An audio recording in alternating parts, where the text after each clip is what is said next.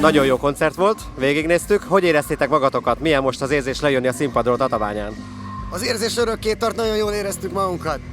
Nagyon jól éreztük munkat, tényleg azt beszéltük a srácokkal most az öltözőben, amikor átöltöztünk, mert hogy fellépőruhába átöltöztünk, hogy elképesztően jó volt a buli, és Tatabánya az mindig olyan hely, hogy lejövünk, alig kell utazni Budapestről, egyrészt nagyon szívesen jövünk, mert közel van, másrészt lejövünk, és itt olyan közönség van, mint hogyha valami budapesti nagy koncert lenne, tehát ez 10-ből 10-es mindig.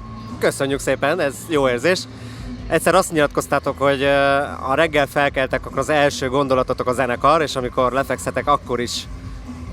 Most, ma reggel mi volt az első gondolatotok?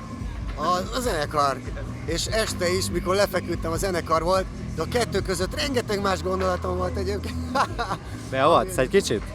Körülbelül télen fog megjelenni a nagylemezünk, amin rajta lesz az a 4 szám is, amely a kislemezen megjelent nemrégiben. Szóval most nem mondom el az összes címét, teljesen lényegtelen, hiszen a rajongók úgy is tudják, meg akik szeretik.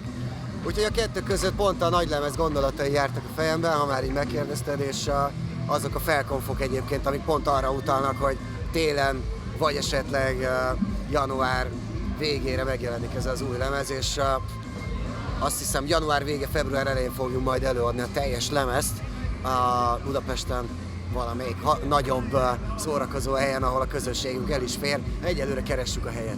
Hova mehetünk még a nyáron?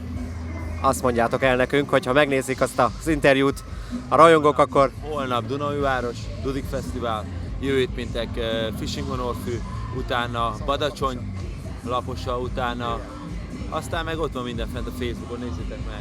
Igen, a Facebookon minden fönn van, nagyjából az összes fesztiválon ott leszünk, ezen kívül nagyon sok városi rendezvényen, szóval ajánlom az Intip Torneo Facebookját, ott napra készek leszünk, magamat is ajánlom, meg őket is ajánlom, de hogy ez a nyár tényleg egy szuper nyár lesz, mert folytonútól leszünk egészen szeptember végéig, aztán elvonunk egy kicsit az új lemezt felvenni, aztán majd találkozunk a lemezbemutatón.